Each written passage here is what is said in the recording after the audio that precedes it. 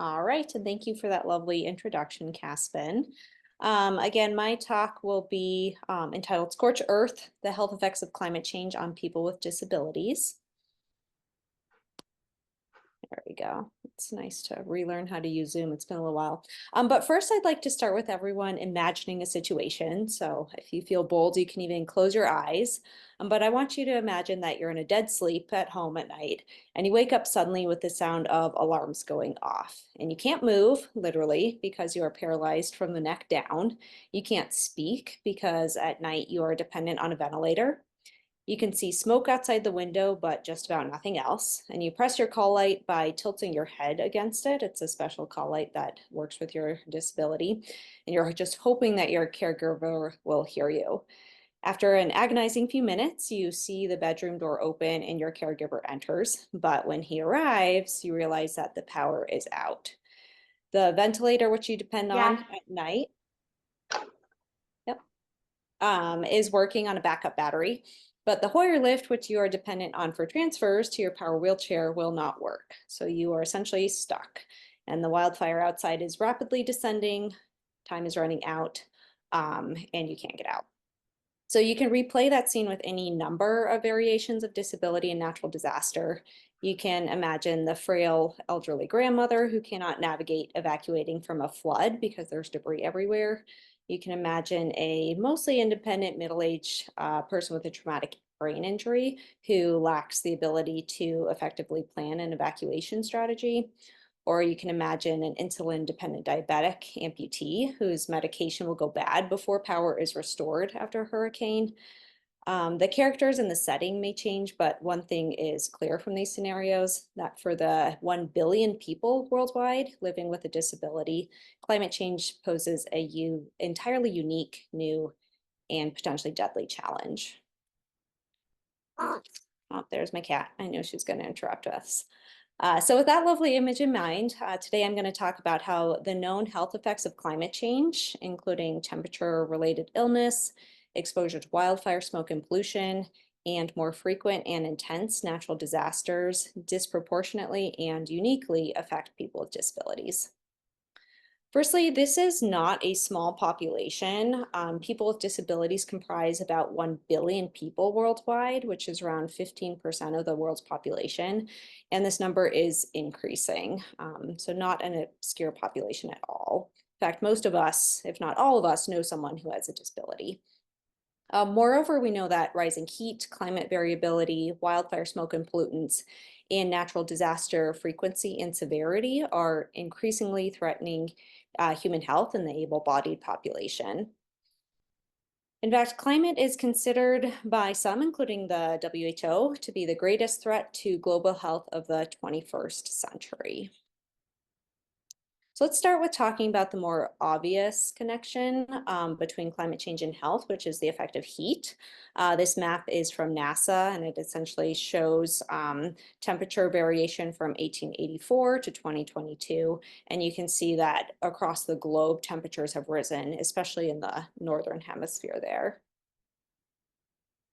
In fact, we know that the 10 hottest years on record have all occurred since 2005. And this is another map from NASA, which shows that essentially temperature has relentlessly risen since the early 1900s.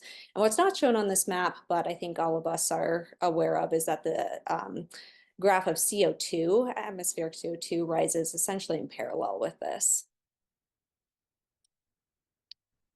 So in the face of this rising heat, people with disabilities face thermoregulation deficits from neurological disease or age, mobility deficits that make it difficult to escape extreme temperatures, and cognitive or communication deficits that make it difficult to express symptoms of overheating, all of which make them particularly vulnerable to heat injury. For example, people with multiple sclerosis elevated resting body temperatures at baseline compared to the able-bodied population, which makes them at baseline less able to adapt to increased heat stress. In fact, uncharacteristically warm weather is actually associated with multiple sclerosis exacerbations. And there was something called the Uthoff's phenomenon, Uthoffs, where increased core temperature in multiple sclerosis patients causes temporary worsening of their neurological symptoms.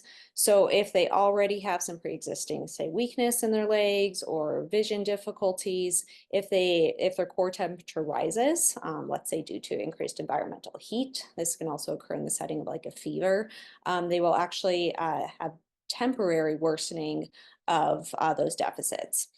So you can see how environmental heat would worsen these pre-existing mobility limitations among this population, which can then make it harder to get out of an overheated home or environment and access a cooled communal space, such as a cooling center.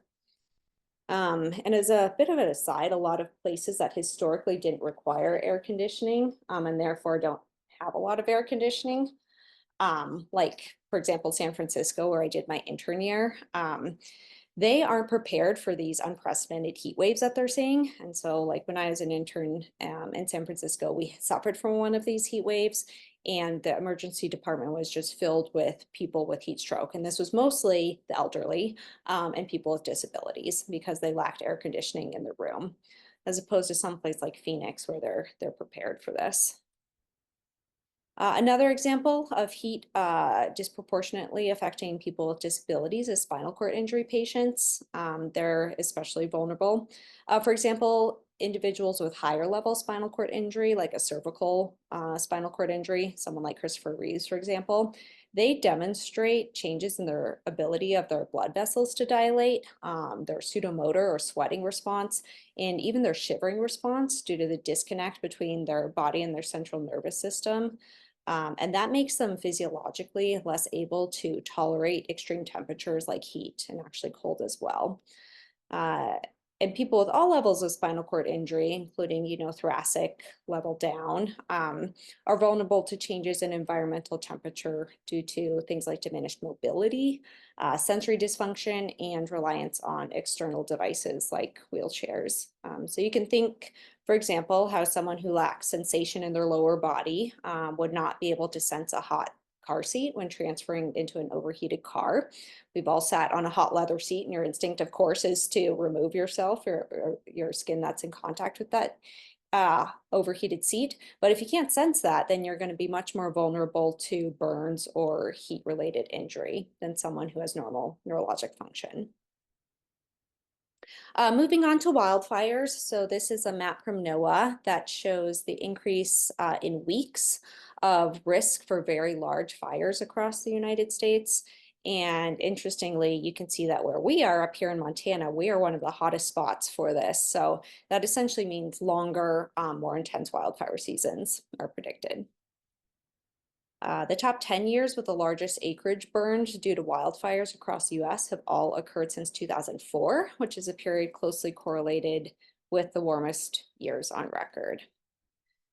So with increasing drought and heat due to climate change, wildfires are increasing in frequency and size.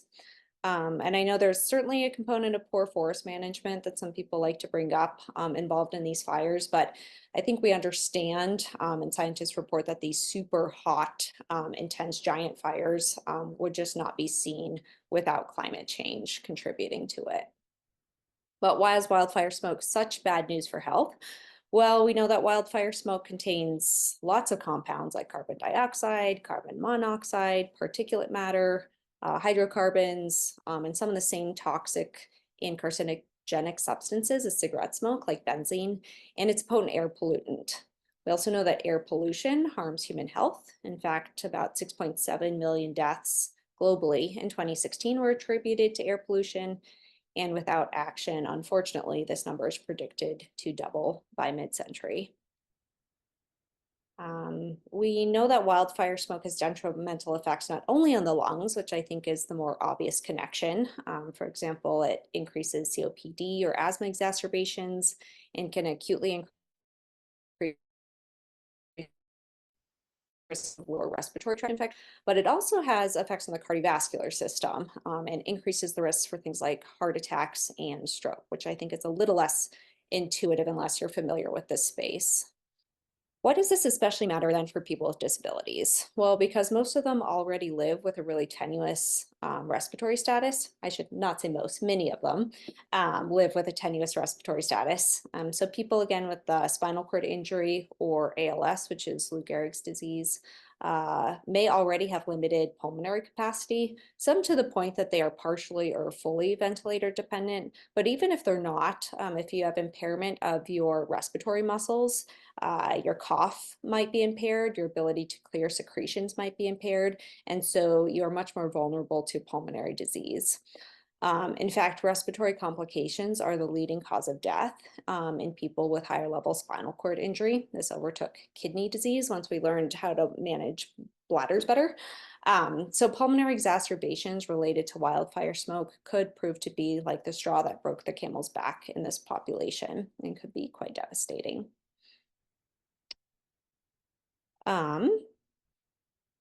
We also know that having a disability like a spinal cord injury or severe traumatic brain injury and even a dysvascular amputation profoundly affects the metabolic system.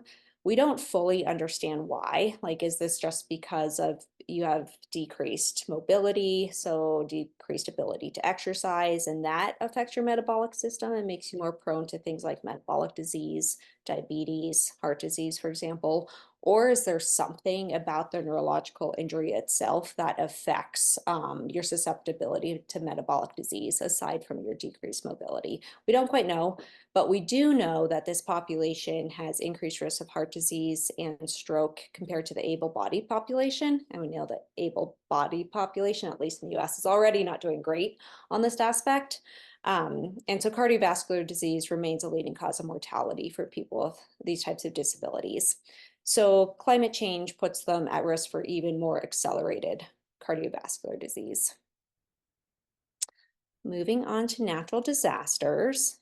So in July of 2019, the United Nations Human Rights Council adopted a resolution on climate change and the rights of people with disabilities, recognizing that persons with disabilities are among the most adversely affected in an emergency, sustaining disproportionately higher rates of morbidity and mortality, and at the same time being among those least able to have access to emergency support. We know that due to climate change, natural disasters such as hurricanes, wildfires, and floods are becoming more frequent and also more intense.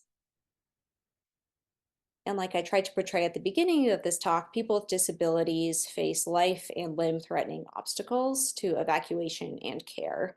So example, power outages for people who rely on electricity for function, if it powers their assisted devices, even their ventilators, or just to keep their insulin refrigerated, etc. They can be profoundly affected by a long power outage. Flooding can trap mobility limited people in deadly situations. So you can think of an elderly grandmother whose house is flooding. Are they going to be able to evacuate quickly? Or even worse, their car is flooding. Will they be able to evacuate quickly? Or is that situation that could have been avoidable going to threaten their life? Debris, any sort of mobility limitation, let's say if you have an amputation, for example, can make an area that could have been navigated now impassable if debris gets thrown from like a hurricane. Then there are the less obvious issues with natural disasters. So care disruption can be a big deal because some people are entirely dependent on caregivers who might not be able to reach them in time. Paramedics also might struggle to help someone who has a severe disability, who needs special equipment to mobilize, or they might need more manpower to help someone with a disability. And they might not know that when they're entering someone's home to help them, that they have a severe disability and that they'd need extra resources. Limited access to medications and supplies. So a lot of these patients require extensive medications just for normal physiological functions of their bowels, their bladders, their system, and might lack access to them if a clinic is closed down in the face of a natural disaster, or is overrun with more what they might consider more emergent care. And that can be, again, life and function threatening for this population. And then there's things like damage to handicap accessible property. So let's say the elevator breaks down in a high rise and then you can't access your home anymore, or debris covers a ramp that you would need to enter a place of a place of housing, then you might be blocked from access.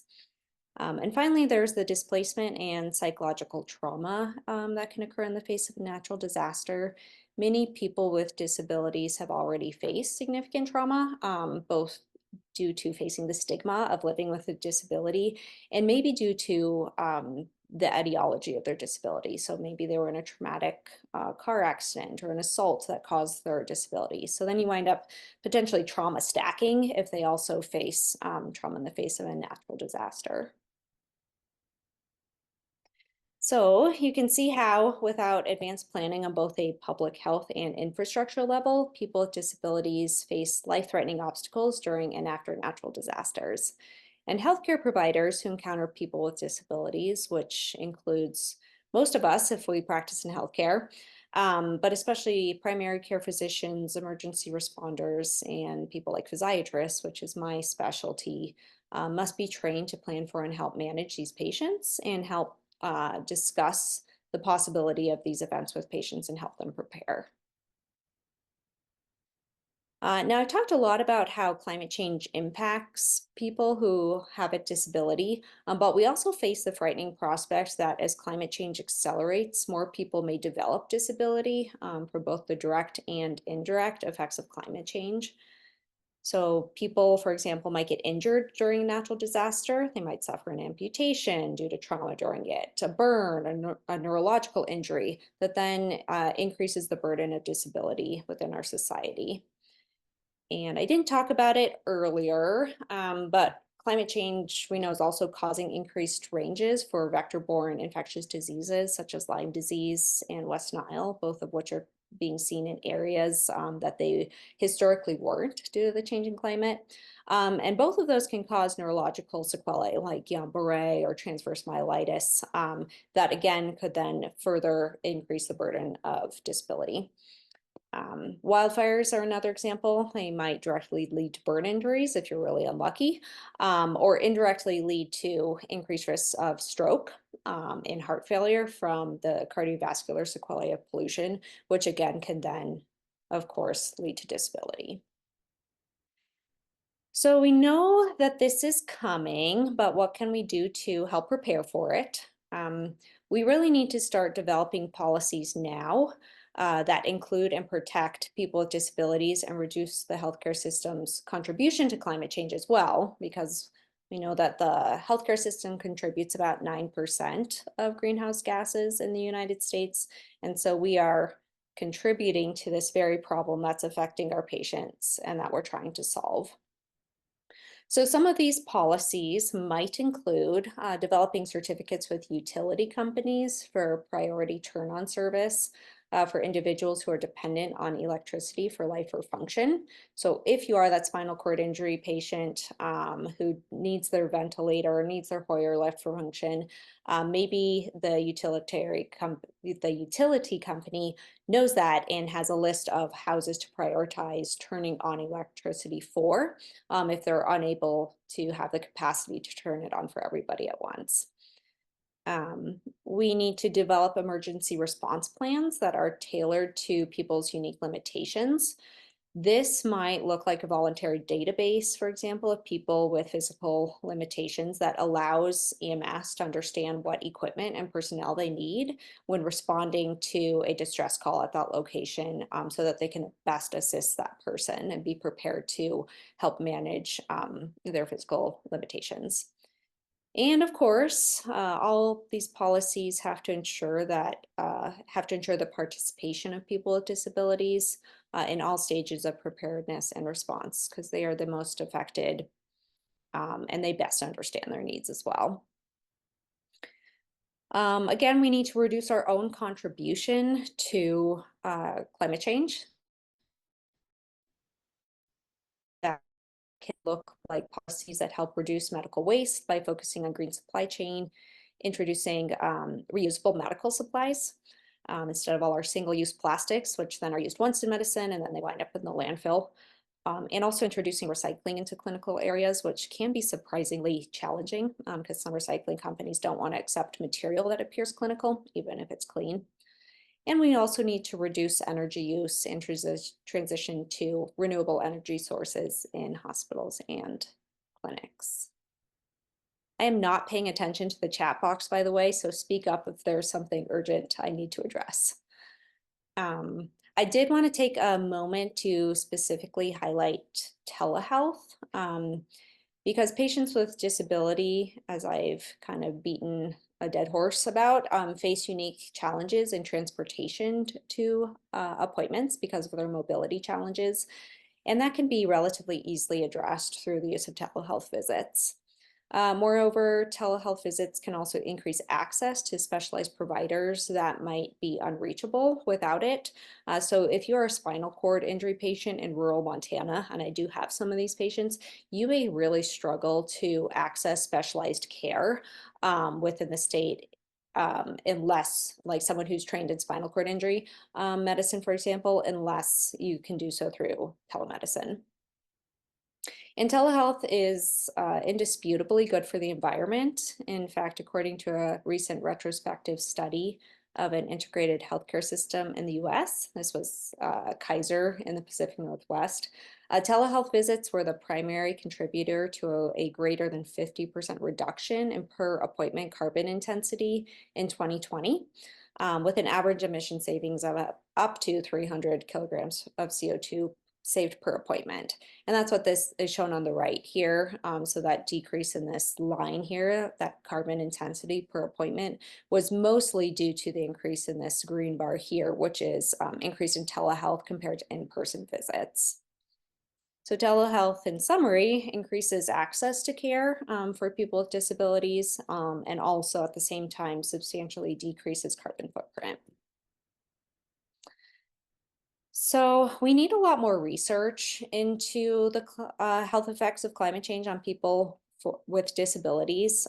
In this talk, I've talked a lot about how kind of in theory, people with disabilities can be affected by climate change.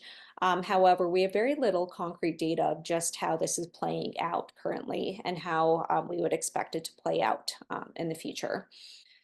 So some areas for future research include looking into best practices for natural disaster preparation and mitigation for this population, looking into how specifically natural disasters affect the long-term health for those people with disabilities, and understanding more complex relationships, such as the intersection between people with disabilities and other groups that we know are quite vulnerable to the health effects of climate change, like your Black, Indigenous, people of color groups, for example.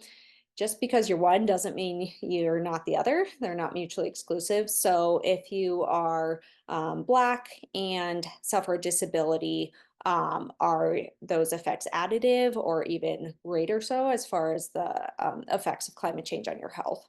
We don't know, and we need to look into that more.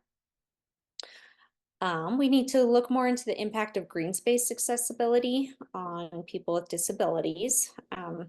We know, for example, that there's something called an urban heat island, where temperatures are higher in cities compared to rural or suburban areas, probably because of all the asphalt in cities. And we also know that green spaces like parks lower these temperatures, which is shown on this figure on the right here. So highest heat is in downtown areas, lowest heat is actually in rural areas, but parks aren't far behind. So they can be a cooling element in an otherwise quite hot city. We need to find ways to ensure that these spaces are accessible to people with disability, not only within the green space, but also in getting to the green space. And maybe those green spaces need to be modified a little bit, like maybe they need more shade because people with certain disabilities can't thermoregulate as easily. Maybe we need more cooling centers for those to be properly accessible for this population. And then we need to look into better methods of promoting active transportation for people who have physical disabilities in order to encourage physical activity, which again is important in this population that's already more vulnerable to metabolic disease. And this can also, of course, help reduce greenhouse gas emission by reducing car use. Bit of an aside, but this is this picture on the right is a very cool bike path in the Netherlands, and it's actually paved with special solar panels that are designed to kind of withstand the bike traffic over them. And it's cool because then, this is still in the experimental phase, but then they could repurpose bike lanes as also solar panels, and they don't have to use up, say, green space, for example, to produce solar energy. So I thought that was really cool. We also need more advanced technical innovations, such as things like solar powered assisted devices that will function despite power out interruptions, especially if those power interruptions last for a long period of time. So this is on the right here is a solar powered wheelchair designed by students at the University of Virginia, and it can run continuously, powered only by the sun. I think they won like a student contest with it. It's a little clunky, but that is sort of the future of how I envision technical innovations for people with disability. And we also need to get better at finding reusable or biodegradable medical equipment. So some people with spinal cord injury are dependent on like intermittent catheterization to manage their bladder. That's where they have to insert a catheter into the bladder 3+ times a day, drain their urine, take it out, and then they dispose of it. So that generates, of course, a lot of medical waste. What if we could find a way where that was biodegradable, or a safe way where that was even reusable? That is one of the directions where I could see this going in the future. That would be helpful. All right, so in summary, about 15% of the world's population suffers from a disability, and this number is increasing. People with disability have unique physiology, and because of that face unique challenges that make them disproportionately vulnerable to the health effects of climate change. And we need more research into this. We're just kind of barely skimming the surface of this topic. So there's a lot of research that needs to be done, and again, kind of quantifying their susceptibility and understanding these more complex relationships. As well as lots of innovation that I think could take place to help address the health effects of climate change on this population. And there's my works cited, and I will stop sharing and answer any questions. Thank you, Anita. Actually, just a quick note, I lived in Chicago a number of years, and in 1994, I think it was, that there were 46 people who died because of an unexpected heat event. It was early, in the cycle that we've hit now, and it was because none of them had air conditioning, and almost all of them were elderly. They were bound to the place where they were, and they'd never had to have air conditioning before. So it was a big event. If you ask people, old timers in Chicago, about global climate change, they will all say, well, yeah, of course, we we remember this story. Do you think that that kind of event, I mean, as horrifying as it is one of the wake-up calls that's needed? Yeah, I think it is very much in your face. It's hard to ignore, like that heat dome that sat over the Pacific Northwest a few years ago and just cooked Seattle. And that's another example of a normally pretty temperate climate that's underprepared because they don't have enough air conditioning or cooling centers for this. And our population is aging too. And so we know that older people are less able to thermoregulate, and they're less mobile in general. And they also might, have fewer social connections, people they can call for help in the face of a heat dome like that. So I hate to say that, yes, it's a wake-up call, because that implies that there might be a good aspect to it, but I do think it got a lot of national attention in media, and it was really hard to ignore. Hello, Mackenzie, you're raising your hand, I think. Great. Yes. In response to the question that was just asked, I think wake up calls can happen if the community is of importance to the people that's making the change. So like older adults, it might be a bigger wake up call. People with disabilities, that community is still widely seen as their life is less valued. So putting funding into changing the environment and the preparedness plans for supporting people with disabilities is just not quite there yet, despite Hurricane Katrina and all of the people with disabilities that died during that crisis because they were stuck in their homes and there was no plan. But if we recognize anything, COVID really was like hey, nothing has changed for this community.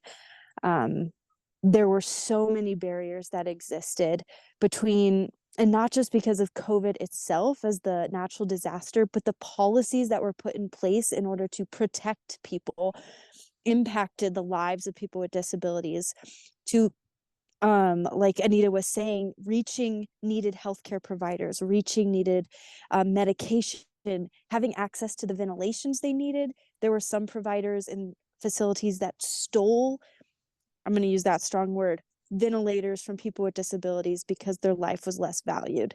So it really is something that we must consider on a larger scale, how we're addressing these challenges. And I'm just going to emphasize what Anita said about bringing people with disability into the conversations, because they're the ones who know exactly what they need. They know what supports are required. They know where the limitations were in the previous disasters.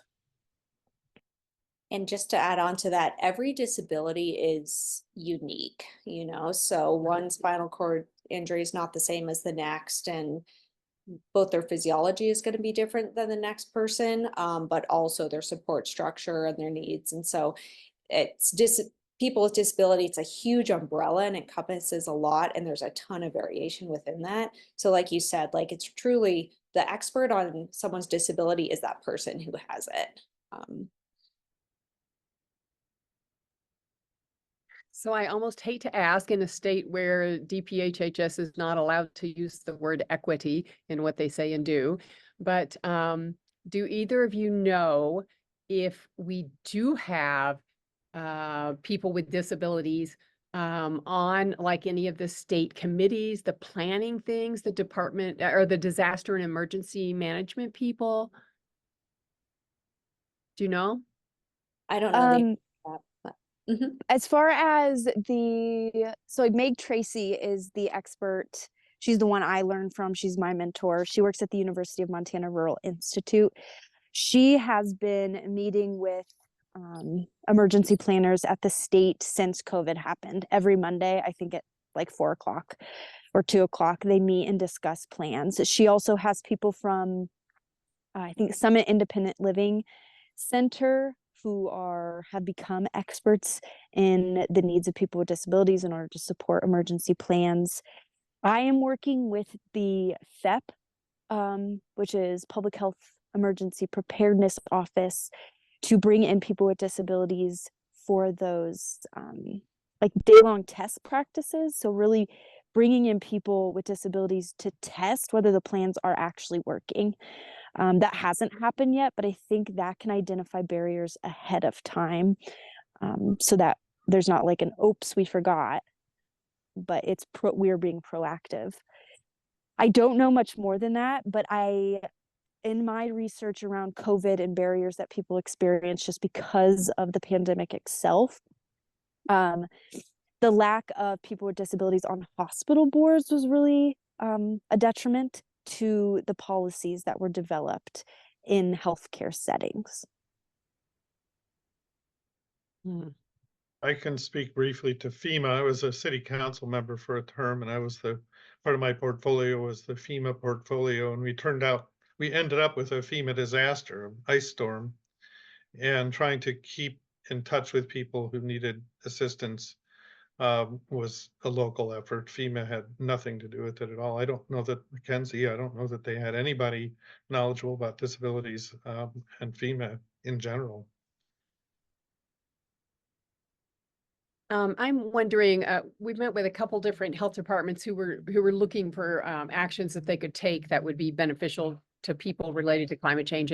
And one of the suggestions, and they have done it in other places, is using SMS or texting services for, say, for example, your patients with cardiovascular disease when you know you're going to have an extreme heat wave, or you know the wildfire smoke is going to be bad, or the pregnant patients who are even less aware that that's an issue. So I guess I hadn't even thought about it before with emergency services, but I mean, does anyone know, do any of the health departments like have a list of the people with significant disabilities in their areas? Do you know if that's something that's a routine database in health departments in Montana? Robin, I know you're a sanitarian, but do you have any idea if that happens? Or Carol, you stand up. We've actually discussed it, and not even just for disabilities, but just people at risk in general, elderly. How many are there? Where are they? What are the conditions they're in? And we work towards it, but it's difficult. It's difficult to keep track. You know, it's hard to keep records of it, and people with medical issues can also have a lot of restrictions about either, HIPAA stops you from finding out who they are. So if they don't volunteer for it or come forward to you, it's hard to know what people need help. So I know that Missoula County has a partnership with Smart 911. A lot of counties have that. It's voluntary, like Robin said, so it's not comprehensive, but if folks decide they want to, they can put that information, and 911 has access to it. And it includes their physical needs. Yeah, and medication listing and like anything that they would think is important. Are you aware if that if you have that in Helena, Anita? I have not heard of anything like that, but I mean, that's good to know. What was it called again, Caspin? It's called Smart 911, and it will link to whatever, as long as the dispatch has that partnership, it will link to them wherever you are. So for example, if you were traveling to Seattle, it would show Seattle dispatch the same thing. Awesome. Mhm. Great. Sorry, I don't think that we do have it in Helena. And I also don't think many county health departments have that kind of information available, partly because of what Robin was saying, the HIPAA issues, but it's just not, I don't think awareness is big there, Yeah. as Mackenzie says. I'll check. I was working with the FEP team. They're creating, and I know the group is called Access and Functional Needs, so people with access and functional needs, which includes really anyone who has any type of need, including people who are homeless, people with disabilities, people with medication needs, etc. Anyone who you might have to think outside of the box when a disaster comes. And they're trying to create a how-to guide for local FEP coordinators to either create directories like this, but there are those problems that come up with it. It's like people don't want to give information because it's too personal, or people move and then you lose them. You don't know actually where they moved. And so keeping up with directories like that is pretty difficult. It would almost be cool if, this could be brought up at a doctor's visit, because I think these patients, especially if you have a established relationship with your physician or your provider, and their provider brought it up about this database, they might be a bit more open to it. That could be integrated once it's thoroughly existing, which it's unclear to me that it's established yet, but. According to Father Google, Missoula County and Lewis and Clark County have it, and they're the only ones I can find mentioned in Montana. Smart 911, nice. Thank you. See, I wasn't even aware of it, so it's can't be that well known. Not that I know everything, but. And this is Mackenzie. I do want to emphasize, I think what this is telling us is how we set up the environment is so important. Like if we can't reach individuals, then we need to make sure that the environment and the strategies we're using to support people in general are inclusive, are accessible, are meeting the needs of people. Yeah. I mean, yeah. And Helena at least seems very not walkable if you are not downtown. It's not a very, in my impression here, I've only been here 3 years, but very disability friendly city in that way because it's so car dependent. And so that whole active transportation, if you don't have a specialized van and a caregiver, if you have severe disability, you're going to really struggle to get around. And that's part of the built environment, which I think you're kind of getting at. Yeah, variances are very common. I observed the city commission for the League of Women Voters for the last several months, and in Helena, and they're a good group. It's not nothing against them, but yeah, sidewalk variances are fairly routine, and there's one council member who is very adamant about not having those happen. But state laws are actually changing so that it's going to be harder to keep the variances away. And thanks for the info, Lori. That's good to know. Mm-hmm. Are there any, has anyone like the physiatrists or Mackenzie, the groups that you're involved with, created because I think even for people that, even for those of us that care for people with complex disabilities, we might not even think of all the things. Is there like some sample emergency plans out there anywhere? Yeah, I know that like the spinal cord injury department at the VA, at least in Palo Alto, which is a spinal cord injury center, had they were working with their veterans on natural disaster evacuation plans and that type of thing, and they had some examples. As far as like the societies for physiatry, like the Association of Academic and Physiatrists and stuff, climate change wasn't really on their radar till recently. Like I helped draft their white paper and kind of led that paper. And before that, like there was not much awareness.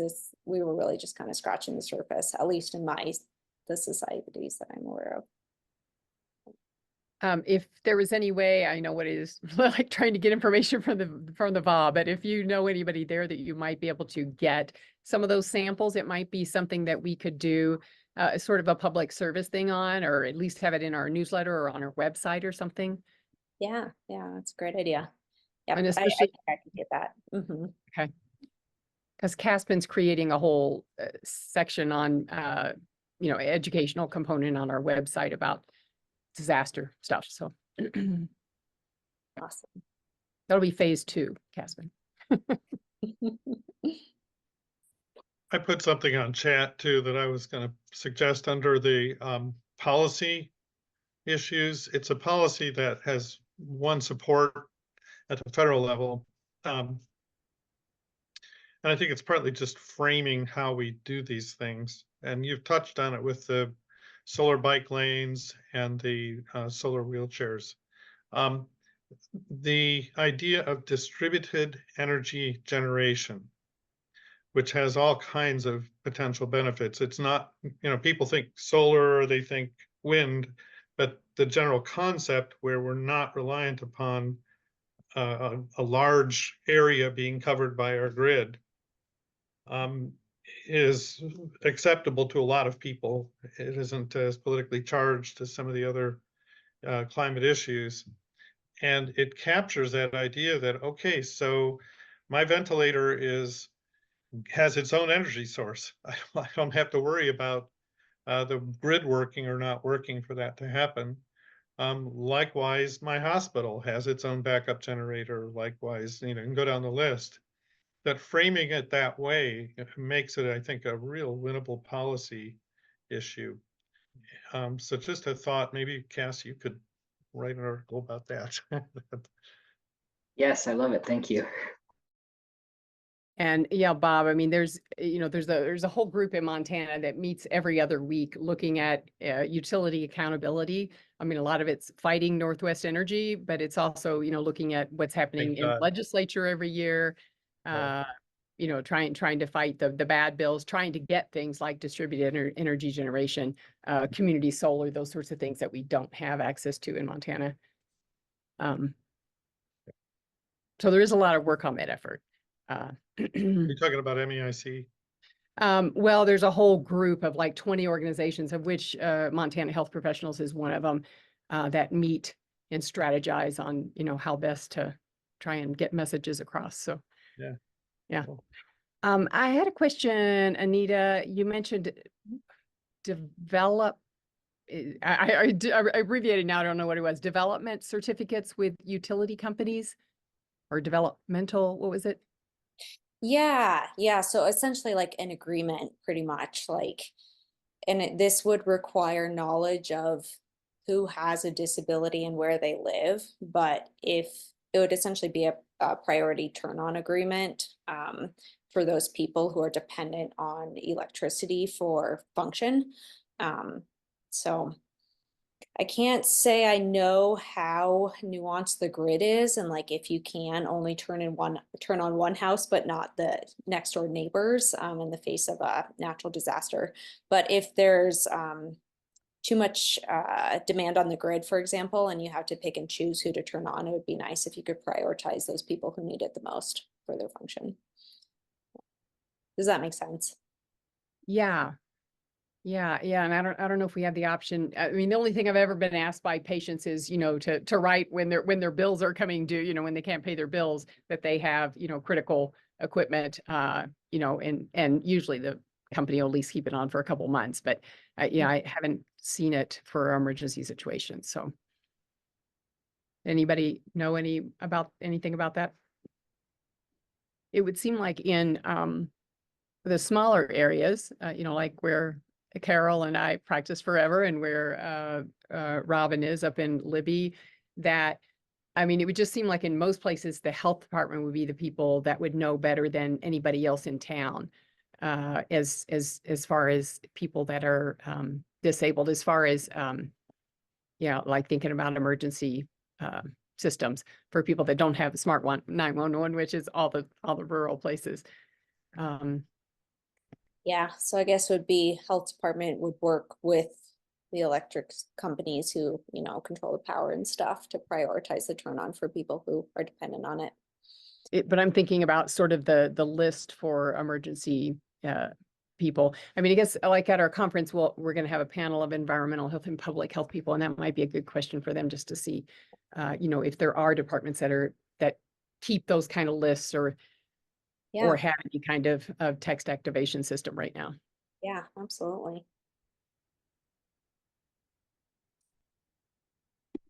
Of course, that wouldn't be an issue if we had distributed energy anyways, if everyone was their own island with it, but. Yeah. I had another one. I'm just to full disclosure, I'm not a direct care provider. I'm licensed, but not a clinician. The American Psychological Association had a great big call at the beginning of COVID for the anticipated mental health care crisis that, of course, happened. Huge problems with anxiety and disorder and just isolation issues. And of course, most disabilities, at least in the ADA, most of the categories, one way or another, fit in with some kind of cognitive or emotional impairment. And I wonder, you know, what kind of preparedness do we have for a world that's become much more uncertain? One of the things that you don't see often in the graphs is that temperature fluctuation and more frequent extreme events create uncertainty for people, and for people who need some degree of certainty in their lives for their mental health.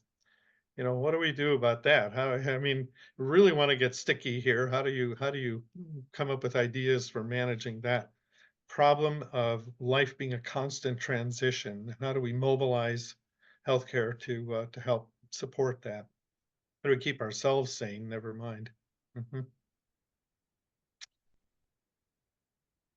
Yeah, and just to add to that, developing a disability can be quite psychologically challenging and traumatic for people too. Like on our inpatient units, rehab units, we always had a psychologist on the team who would round with us and meet with individual patients, because that can be a life-changing experience too. And talk about dealing with uncertainty when you can't even be certain that your body's going to function how it used to. So, yeah. And that's kind of in my mind, that idea of maybe trauma stacking. You've had that, and then you've got this variable climate, and it just can compound.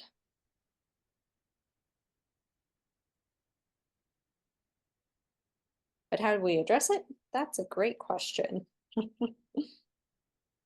So Mackenzie, is there anything that we could do to urge the state on on prompting on any of these issues as we think about emergencies and disasters and climate change?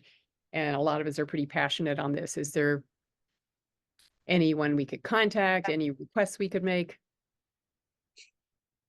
Okay, back inside.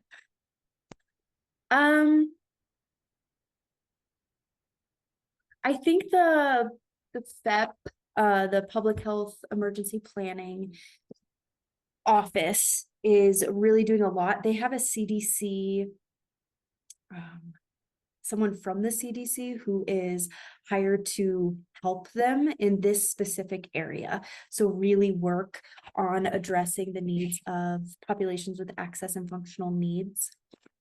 The second one would be getting in touch with, I think it's a US aging focused group where Meg Tracy is on, and they meet every Monday to work on this type of, they have these types of conversations. So I have access to the name of that group in just a minute.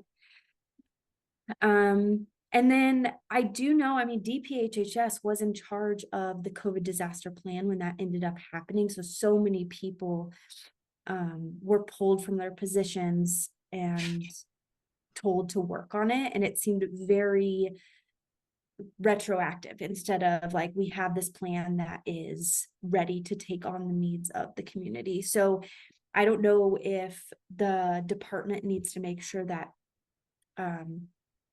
there is more of a proactive plan in case a disaster like that like COVID happened again. But even smaller disaster, what are we doing on the local level?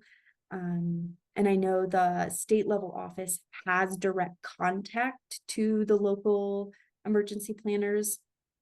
So we could start there and just see what else needs to happen. Lori, you were on mute. I don't know if you said something. Oh yeah, well, just let us know. And then the other thing is, like that 10-hour Moodle course that we have with the Montana Public Health Training Center, Audrey Wallesser is one of the people that with wildland disaster and emergency response. And she actually was one of our speakers on that. And so maybe we'll have you ask you if you can reach out to Tracy, just see if that department is one of the groups that anyone has worked with, thinking about people with disabilities and whether or not we should contact her, maybe make that suggestion, because it's hard to imagine that they wouldn't have some sort of a user panel, I guess, so, some sort of board out there of non-wildland firefighter people that make some comment. So Anita, can you tell us where there are physiatrists now in Montana? There's actually a decent number. I mean, not a huge amount, but I'm in Helena. There's actually two others. The ones just practices interventional pain here. Kalispell has a decent number through Logan Health. And I know there's at least one physiatrist in Bozeman. I think most physiatrists that I've heard of in the state are more kind of on the orthopedic / pain side and less on the general and like neuro rehab side though, which is more the side that deals with some of these disabilities that I talked about. So I'm general, though I am housed in our orthopedic department. So by nature, most of my referrals are ortho-based. Yeah. But I do appreciate all this discussion. I feel like a lot of vulnerable communities have gotten more attention recently, like the BIPOC, and there's been a huge push for more inclusion. But I feel like people with disabilities have been a little bit overlooked in that discussion. I don't have any data to support that. It's just my kind of impression of things. And so I think it's an important community to recognize when we're talking about those groups. Absolutely. Cass works a lot with unhoused people in Missoula, and I'm wondering if unhoused people have any status as far as being a high risk. I mean, we know they're a high risk population, just instinctively, but is there anything, again, with emergency planning that considers the homeless people in the communities? Does anyone know? My name's Amanda, and I'm actually from Oregon, but I go to school at Montana. And during the summer, when we have massive heat waves, there's a nonprofit organization that front loads the effort to get water to people and set up cooling shelters. But it's a nonprofit organization. Is that in Oregon or Montana? It's in Oregon. Yeah, I go to school in Montana, but I know more of the resources in Oregon, but that's why I wanted to know what you guys had. Thanks, Amanda. Yeah, in Missoula, there's the HOT team, the homeless outreach team. I think that's something through the city, technically. And of course, there's a million nonprofits. We have the most nonprofits per capita of anywhere in America, I'm pretty sure. As far as like FEMA and emergency preparedness, maybe Bob can speak to whether that's a category that's required through FEMA. Not that I'm aware of. And in Helena, we've been struggling with unhoused. We've made some progress, and we do have some nonprofits that provide shelter and other services, some health services. But no, it continues to be an intractable set of problems. And of course, health, a huge percentage are mental health issues. So And people physical health issues. both. And disability, you're talking to disability is something which we so often associate with observable physical characteristics, but it really has a lot of times a cognitive component to it. And or more there, as I said, the ADA actually has more cognitive impairment under their listings of disabilities than they do physical impairments. It's an invisible part. I was just going to throw one thing into that. The whole question of sustainability can be framed as a question of inclusion.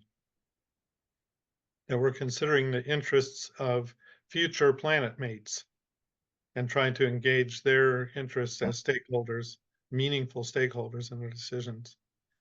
And the idea that we've got groups like people with disabilities and minorities of various sorts and so on, that we've been trying to address these issues with, not around sustainability per se, has given us some tools. We've got some things that are promising, and it's figuring out ways to put those to work on this particular set of issues. So large and complex set of issues. That's so true, Bob. I think it goes right back to the history of how we got to the climate crisis in the first place. I think that ends up being an issue of inclusion as well. You think about the wildfires that we've had because we did wildfire suppression. We wouldn't have done that here in Montana, at least, if we had been, if the tribes had been included in the land management, but in fact, they were actively and legally excluded. They wanted to burn, they have firekeepers who burn, and those people went to jail for it. And now we have wildfires. So you're so to not listen to scientists, little things like that. Yeah. Yeah. Mm-hmm. One thing I wanted to say was when we were talking about cooling shelters, there's a big intersection there between people with disabilities and people who are unhoused as well. If anyone has any traction in their community to get a public space that is temperature controlled, that can be friendly to people 24/7 during those extreme weather events, please advocate for that all you can. Those are so important. And we are interested as the Montana health professionals in looking at the unhoused population. And Caspin actually did some interviews last fall.